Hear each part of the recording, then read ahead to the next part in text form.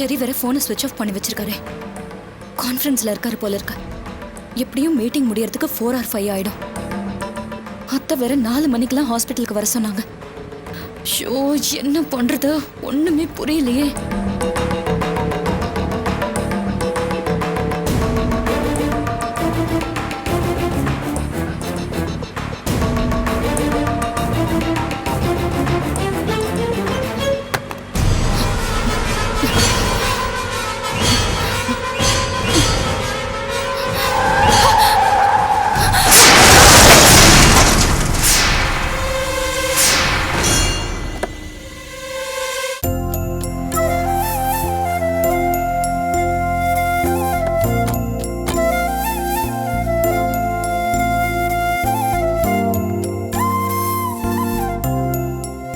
வாங்க மாப்பிள. என்னங்க மாப்பிள வந்திருக்காரு. இதோ வரேன்.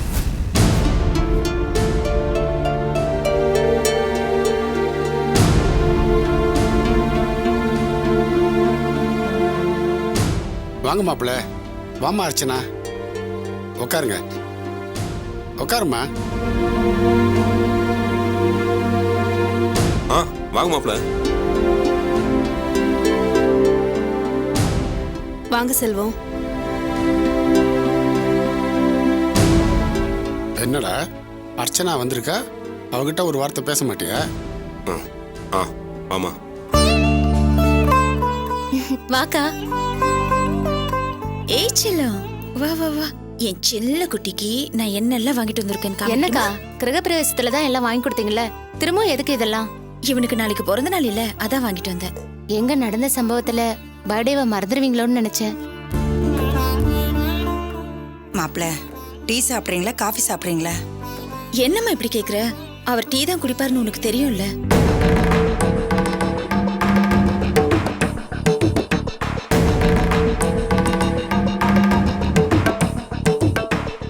என்னம்மா அர்ச்சனா, உங்க அம்மா உங்ககிட்ட பேசலன்னு வருத்தமா இருக்கா? அவ குணம் தான் உனக்கு தெரியுமேம்மா. அம்மா தான் என்கிட்ட பேச மாட்டேங்கிறாங்கன்னா அண்ணா அண்ணியும் என்னை ஒதுக்கி வைக்கிற மாதிரி இருக்குப்பா. அதான் கஷ்டமா இருக்கு. ஆமா, நீ நேத்து பேசின பேச்சு என்னாலே தாங்கிக்க முடியல. தயவு செஞ்சு இனிமேல் அந்த மாதிரி எல்லாம் பேசாத. டேய் விடுறா.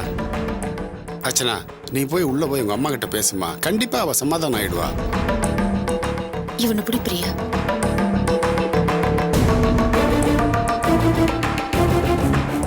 அம்மா குடும்ப ஜெயந்தி!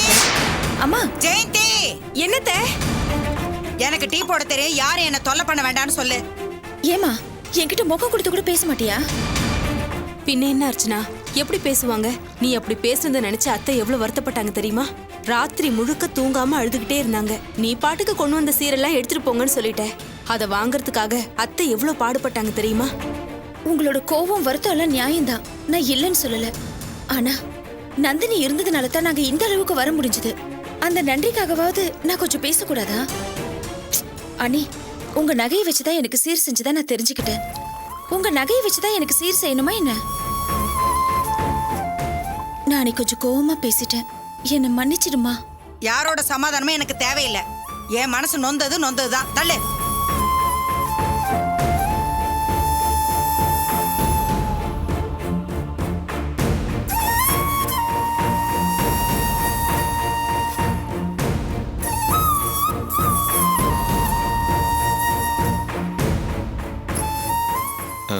அத்தை, மாமா, போன தடவை தான் வசதி வாய்ப்பு இல்லாதனால குழந்தை பிறந்தனால சாதாரணமாக கொண்டாடிட்டோம். இந்த தடவை ஏதாவது ஒரு பெரிய ஹோட்டலுக்கு போய் நல்லபடியாக கொண்டாடணும்னு தோணுச்சு. அதான் பேசிட்டு போகலாமேன்னு வந்தேன். வேண்டாம் மாப்பிள.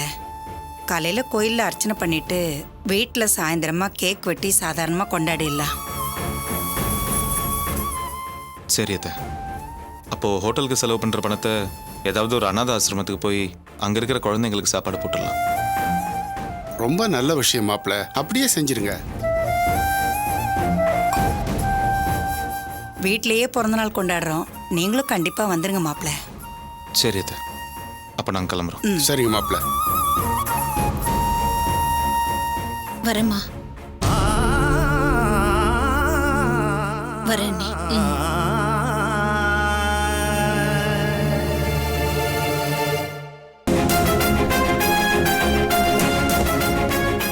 வாங்க சார், வாங்க மிஸ்டர் சங்கரன், what happened? என்ன நடந்ததே தெரியல சார். உள்ள ட்ரீட்மெண்ட் பண்ணிக்கிட்டு இருக்காங்க, எதுவுமே சொல்ல மாட்டேங்கிறாங்க. ஆக்சிடென்ட் எப்படி நடந்துச்சு? எப்படி நடந்துங்கிற டீடைல்ஸ் எனக்கு எதுவுமே தெரியாது சார். ஆனா ஆக்சிடென்ட் நடந்த ஸ்பாட்ல இருந்த பப்ளிக் தான் காவியா மேடத்தை கொண்டு வந்து ஹாஸ்பிட்டல் அட்மிட் பண்ணியிருக்காங்க சார். அவங்க உங்க நம்பருக்கு ஃபோன் பண்ணியிருக்காங்க. உங்க நம்பர் சுவிட்ச் ஆஃப் இருந்ததுனால மேனேஜரை எனக்கு ஃபோன் பண்ணி தகவல் சொல்லியிருக்காங்க. நானும் இப்போதான் சார் வந்தேன். உங்களுக்கு எப்படியாவது தகவல் சொல்லணுன்றதுக்காக கான்ஃபரன்ஸ் நடக்கிற ஹோட்டலுக்கு லேண்ட்லைன்ல ஃபோன் பண்ணி உங்களுக்கு இன்ஃபார்ம் பண்ண சொன்னேன் சார். மை காட், காவியா இப்ப எப்படி இருக்குன்னு தெரியலையே. ஓ காட். சிஸ்டர், காவியாக்கு இப்ப எப்படி இருக்கு? உள்ள ட்ரீட்மெண்ட் நடந்துட்டு இருக்கு. இப்போதைக்கு எதுவும் சொல்ல முடியாது. ஹலோ. டேய் சரி, காலையில காவியா ஆபீஸ் போகும்போது இன்னைக்கு சாயந்தரம் 4 மணிக்கு பிள்ளை பேர்ல ஸ்பெஷலிஸ்டா இருக்கிற என்னோட ஃப்ரெண்டு கிட்ட செக்கப்புக்கு போகணும்னு சொல்லியிருந்தேன். இப்போ ஃபோன் பண்ணா நாட் ரீச்சபிள்னு வருது. என்னன்னே தெரியலையேப்பா. நீ ஆபீஸ்க்கு ஃபோன் பண்ணி காவியாவை செக்கப்புக்கு வர சொல்றியா? My god, it's all because of you mom. எல்லாத்துக்கும் காரணம் நீங்க தான். நான் இப்ப ஹாஸ்பிடல்ல இருக்கேன். முதல்ல போனை வைங்க.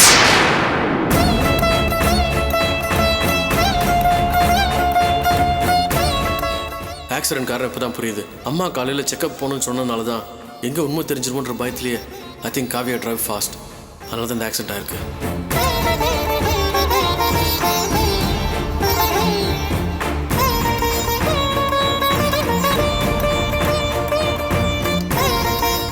இப்பதானே பேசணும், சுவிட்ச் ஆஃப்னு வருதே.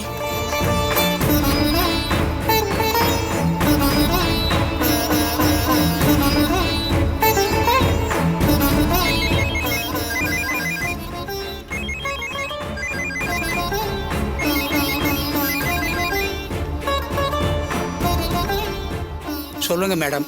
மேனேஜர், அங்க என்ன நடக்குது? காவியா போன் ரீச் ஆகலன்னு செரிக்கு போன் போட்டேன். ஒன்னாலதான் இத்தனையும். நான் இப்ப ஹாஸ்பிட்டல்ல தான் இருக்கேன்னு போனை கட் பண்ணிட்டான். மறுபடியும் ட்ரை பண்ண ஸ்விட்ச் ஆஃப்னு வருது. அது ஏன் மேடம் கேக்குறீங்க? காவியா மேடம் ஓட்டிட்டு வந்த கார் ஆக்சிடென்ட் ஆயிடுச்சு. என்னது? காவியா கார் ஆக்சிடென்ட் ஆயிடுச்சா? ஆமா மேடம். காவியா மேடத்தை ஹாஸ்பிட்டல் சேர்த்துருக்கு. சாரும் இப்பதான் வந்தாரு. ஐயோ, காவியா இப்ப எப்படி இருக்கா? ஒன்றும் தெரியல மேடம். உள்ள ட்ரீட்மெண்ட் நடந்துட்டு இருக்கு. டாக்டர் எதுவுமே சொல்ல மாட்டேங்கிறாங்க. கர்ப்பமா இருக்கிற பொண்ணு இப்படி ஆக்சிடென்ட் ஆகி ஹாஸ்பிட்டல்ல இருக்காளே, நான் இப்ப என்ன பண்ணுவேன்? ஆமா, எந்த ஹாஸ்பிட்டல்ல இருக்கா? KS hospital madam. இதோ இப்ப நான் உடனே கிளம்பி வரேன்.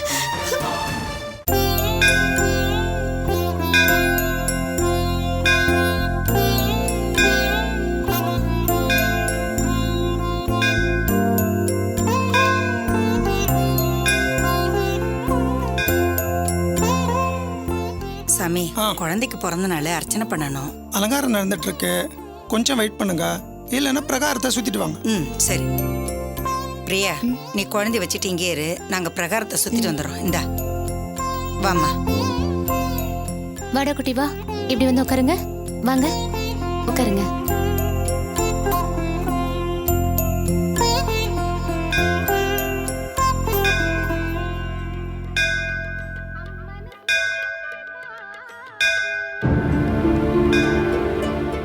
என்ன ரங்கராஜன் சார், இப்ப கோவில்ல தான் உங்களை அடிக்கடி பார்க்க முடியுது, அதுவும் மணிக்கணக்கா உட்காந்துருக்கீங்க. ஏன் மனக்குறை யாருக்கிட்ட சொல்லி முறையிடுறது? கடவுள்கிட்ட தானே சொல்ல முடியும். அதான் நிம்மதிக்காக இங்க வந்து உட்காந்துருக்கேன். ஒரு காலத்துல எவ்வளவு பிஸியா இருந்த மனுஷன் நீங்க, இன்னைக்கு இப்படி ஒடிஞ்சு போய் உட்காந்துருக்கீங்களே. பணம், காரு, பங்களான்னு சொத்து சுகத்தை எழுந்ததுக்காக கூட நான் கவலைப்படல. என் ஒரே பொண்ணு நந்தினி, அவ வாழ்க்கைய கடவுள் கேள்விக்குறியாக்கிட்டானே, அந்த கவலை தான் என்னால தாங்கிக்கவே முடியல.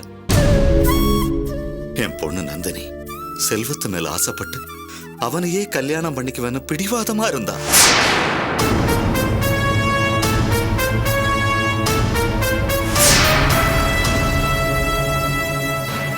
ஆனா அதுக்கு நான் ஒத்துக்கல.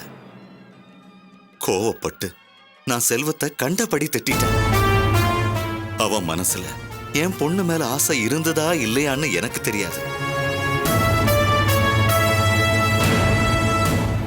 ஆனா என் மேல இருந்த விசுவாசத்தை நிரூபிக்கிறதுக்காக என் பொண்ணு மேல ஆசைப்பட்ட ஒரு பையனை அவனே கல்யாணம் செஞ்சு வச்சான். ஆனா இன்னைக்கு அந்த வாழ்க்கையும் நிலைக்காம அவ புருஷனை பிரிஞ்சு வாழா வெட்டியா என் வீட்டுல வந்து இருக்கிறாய். என் பொண்ணோட எதிர்காலத்தை பத்தி என்னால எந்த முடிவும் எடுக்க முடியல. அவ மனசுல என்ன இருக்குன்னு எனக்கு தெரியல. அந்த கடவுள் தான் அவ வாழ்க்கைக்கு ஒரு வழிகாட்டணும். என் மனக்குறையையும் தீர்த்து வைக்கணும். கடவுளே. கையை கொடுங்க. மெதுவா. பார்த்து. மெதுவா வா. நீங்க பயந்தது ரொம்ப சரியா போச்சு அத்தை.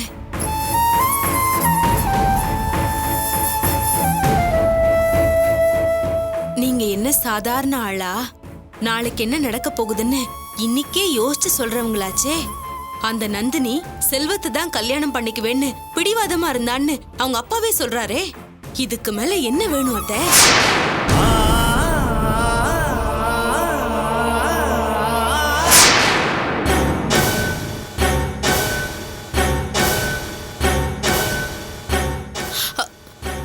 இதுதான் அத்தை உங்களுக்கு கனவா வந்திருக்கு.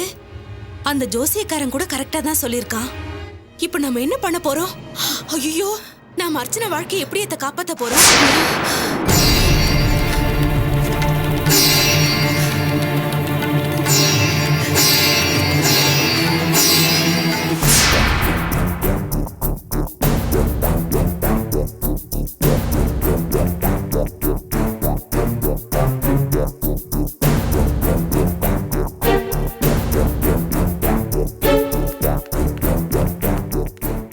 சரி, காவியா இப்ப எப்படி பாருக்கா? ஆக்சிடென்ட் ஆமே, அடி பலமா? நீங்க எதுக்கு இப்ப இங்க வந்தீங்க? Who informed you? நான் ஃபோன் பண்ண உடனே நீ போனை ஸ்விட்ச் ஆஃப் பண்ணிட்ட. போன்ல வேற நீ ஹாஸ்பிட்டல்ல இருக்க, அதுக்கு நான் தான் காரணம்னு சொன்னியா? எனக்கு ஒண்ணுமே புரியலப்பா, ஒரே குழப்பமா இருந்தது. அதான் என்ன ஏதுன்னு தெரிஞ்சுக்கலான்னு மேனேஜருக்கு ஃபோன் பண்ணேன். அவர் தான் சொன்னாரு. சாரி சார், அவங்க ஃபோன் பண்ணி கேட்டதுனால சொல்லும்படி ஆயிடுச்சு. It's all because of you, mom. நீங்க காவியா செக்கப் கூட்டு போறேன்னு சொன்னதால இதெல்லாம் ஆச்சு. என்னடா சொல்ற? எனக்கு ஒண்ணுமே புரியல. கர்ப்பமா இருக்கிற பொண்ணு குழந்தை நல்லபடியா பிறக்கணுமேங்கிற அக்கறையில தான் ஹாஸ்பிட்டலுக்கு செக்கப்க்கு வான்னு சொன்னேன். அதுக்கும் ஆக்சிடென்ட்க்கு என்னடா சம்பந்தம்? கொஞ்ச நேரம் வாய் மூடுறீங்களா? இரிட்டேட் பண்ணாதீங்க. நீங்க எது பேசுறது எரிச்சலா இருக்கு. Doctor, what happened doctor? Kavya எப்படி இருக்கா? Is she all right? Is she out of danger? Cool down. She is all right. அவங்க கண்ணு முழிச்சிட்டாங்க. Oh, thank God. காவியா கண்ணு முழிச்சிட்டாங்கிறது சந்தோஷமான விஷயம் தான். அவ வயித்துல இருக்கிற கரு எப்படி இருக்கு டாக்டர்? ஏன்னா அது எங்க குடும்ப வாரிசு. படாத பாடுபட்டு வெளிநாடெல்லாம் போய் நிறைய வைத்தியம் பண்ணி உண்டான கரு டாக்டர். அதுவும் நல்லா இருக்குல்ல? Will you stop it, mom? இல்லாத ஒண்ணு இருக்குன்னு நினைச்சு நீங்க செக்கப் கூட்டனால தான் காவியா அந்த டென்ஷன்ல டிரைவ் பண்ணி ஆக்சிடென்ட் பண்ணிருக்கா. இதுக்கெல்லாம் காரணம் நீங்க தான். என்னது? இல்லாத ஒண்ணு நான் இருக்கிறதா நினைக்கிறேனா? ரெண்டு பேரும் வெளிநாட்டுல இருந்து வந்த உடனே காவியா தானே கர்ப்பமா இருக்கிறதா சொன்னா. அப்ப நீ கூட ஆமான்னு தானே சொன்ன. இப்ப என்ன இல்லாத ஒண்ணுன்னு சொல்ற? டாக்டர், நீங்க காவியா கம்ப்ளீட்டா செக்அப் பண்ணிட்டீங்களா? உண்மை என்னன்னு உங்களுக்கு தான் தெரியும். நீங்களே சொல்லிடுங்க. காவியா வயித்துல கரு உண்டா இருக்கா? ஆமா, அவங்க கன்சீவா தான் இருக்காங்க. அவங்க வயித்துல 35 நாள் கரு உருவாகி இருக்கு. டெஸ்ட்ல கன்ஃபார்ம் பண்ணிட்டு அத சொல்ல தான் வந்தேன். அதுக்குள்ள உங்களுக்கு என்ன குழப்பம்? What are you saying, doctor? Are you sure? Kavya இப்ப கன்சீவா இருக்கா? ஆமா, அவங்க வயித்துல 35 நாள் கரு உருவாகி இருக்கு. அத கேட்டு அவங்களே ரொம்ப சந்தோஷப்பட்டாங்க. இதுல உங்களுக்கு என்ன சந்தேகம்? சரி, என்னடா நடக்குதுங்க? எனக்கு ஒரே குழப்பமா இருக்கு. டாக்டர் இப்பதான் காவியா வயித்துல 35 நாள் கருங்கறாங்க. காவியா வெளிநாட்டுல இருந்து வரும்போதே மாசமா இருக்கேன்னு சொன்னா. என்னதான் நடக்குதுங்க? என்ன குழப்பம்னு எனக்கு ஒண்ணுமே புரியல. பட் ஸ்டில் நவ ஷீ இஸ் கன்சீவ். 35 நாள் கரு உருவாகி இருக்கிறது கன்ஃபர்ம்டு. ஆக்சிடென்ட்ல அந்த கருவுக்கு எந்த பிரச்சனையும் இல்ல. அவங்களுக்கு கூட ஷாக்ல வந்த மயக்கம் தான். நீங்க உடனே டிஸ்சார்ஜ் பண்ணி கூட்டிட்டு போயிடலாம். உள்ள போய் பாருங்க. ஓகே?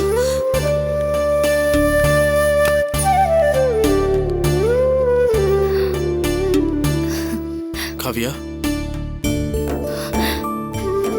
காவியா,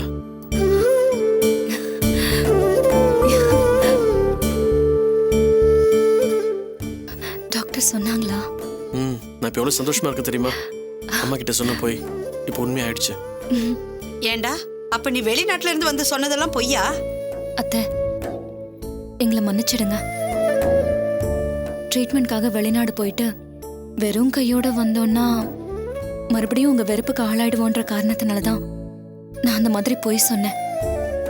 அதுவும் இல்லாம ட்ரீட்மெண்ட் முடிஞ்சதும் டாக்டர் 100% கன்சீவ் ஆகிற வாய்ப்பு இருக்குன்னு சொன்னதுனால தான் நான் அப்படி ஒரு பொய்ய சொன்னேன். கடவுள் புண்ணியத்துல நான் சொன்ன பொய் இவ்வளவு சீக்கிரத்துல உண்மையாயிடுச்சு. பொய் சொன்னதுக்காக என்னை மன்னிச்சிடுங்க அத்தை. எஸ் மாம், காவியா மறுபடியும் உங்க விருப்புக்கு ஆளாடக்கூடாதுன்றதுக்காகவும் டாக்டர் கொடுத்த கன்ஃபர்மேஷனாலையும் தான் அவர் சொன்ன போய்க்கு நான் ஒத்துக்கிட்டேன். எனி ஹவ் எல்லாமே நல்லபடியாக நடந்து முடிஞ்சிடுச்சுல்ல. I am so happy. And பொய் சொன்னதுக்கு எங்களை மன்னிச்சிருங்க. சாரி. எப்படியோ இப்போ அது நீ உண்டாயிருக்கியே, எனக்கு அதுவே போதும். இப்பதான் எனக்கு சந்தோஷமா இருக்கு. இன்னும் நீ நல்லபடியா குழந்தைய பெத்து கொடுத்துட்ட, எனக்கு ரொம்ப சந்தோஷமா இருக்கும்.